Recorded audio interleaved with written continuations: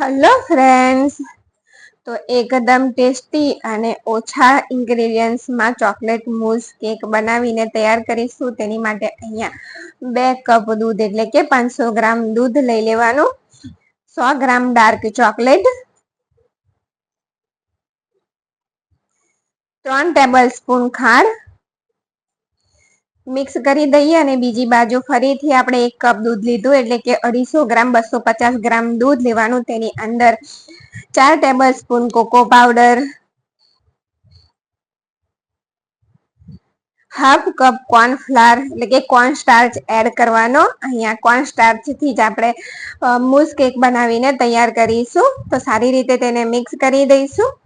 તો અહીંયા સરસ રીતે તે મિક્સ થઈ ગયું છે. બીજી બાજુ ચોકલેટ પણ દૂધની અંદર મેલ્ટ થઈ ગઈ છે. તો ગેસની ફ્લેમ લો રાખી અને આ મિશ્રણને એડ કરી દઈએ.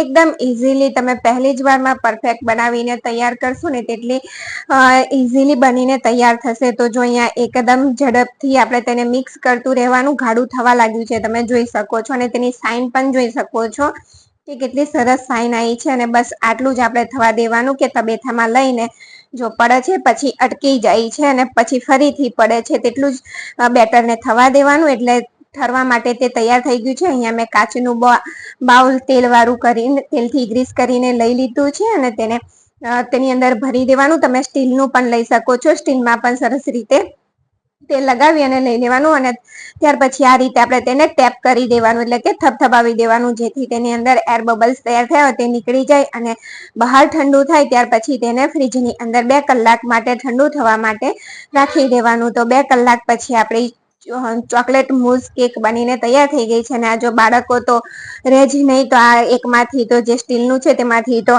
ચમચી મારી દીધી હતી. તો બીજું છે કાચનું બાઉલ છે, તેમાંથી જો આ રીતે હાથેથી આપણે તેને થોડું ખેંચવાનું, એટલે આ રીતે તમે પ્રેસ કરશો ને તો આરામથી તે ચોકલેટ મૂઝ કેક બહાર આવી જશે. અને જે પ્લેટમાં આપણે સર્વ કરવાની છે તેમાં આ રીતે ઉલટું પલટાવી દેવાનું અને પાછળની બાજુથી થોડું ટેપ કરી દેવાનું એટલે કે થપથપાવી દેવાનું.